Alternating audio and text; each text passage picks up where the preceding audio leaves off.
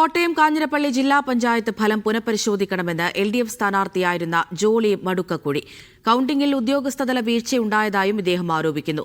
ഒരു ബൂത്ത് മാത്രം റീകൌണ്ട് ചെയ്തപ്പോൾ ഭൂരിപക്ഷം കുറഞ്ഞത് ചൂണ്ടിക്കാട്ടി കോടതിയെ സമീപിക്കാനൊരുങ്ങുകയാണ് ജോളി.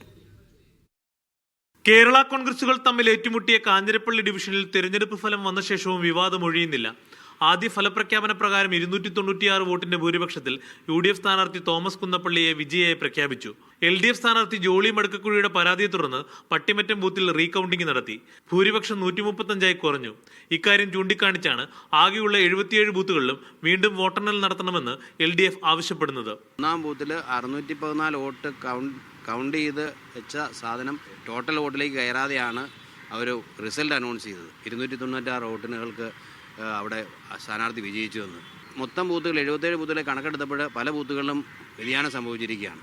ഇവിടെ നിന്ന് നീതി ലഭിക്കാത്ത സാഹചര്യത്തിൽ നമുക്ക് കോടതിയെ സമീപിച്ച് ഇനി ആർക്കും ഇങ്ങനൊരു പരാതി ഉണ്ടാകാത്ത രീതിയിൽ സത്യസന്ധമായ ഒരു റിസൾട്ട് പ്രഖ്യാപിക്കാനുള്ള നടപടി ഉണ്ടാവണമെന്നാണ് എനിക്ക് ആവശ്യപ്പെടുന്നത്. കേരള കോൺഗ്രസ് സ്റ്റിയറിംഗ് കമ്മിറ്റി അംഗമാണ് ജോളി മടുക്കക്കുഴി. LDF തോൽവി അംഗീകരിക്കാൻ തയ്യാറാകണമെന്ന് UDF ജില്ലാ നേതൃത്വം പ്രതികരിച്ചു. ഒരു ബൂത്തിൽ മാത്രമാണ് ടാബുലേഷനിൽ പിഴവ് പറ്റിയതെന്നും അന്തിമ ഫലത്തിൽ തെറ്റില്ലെന്നും ഇലക്ഷൻ ചുമതലയുള്ള ഉദ്യോഗസ്ഥരും വ്യക്തമാക്കി. മീഡിയ 1 കോട്ടയം.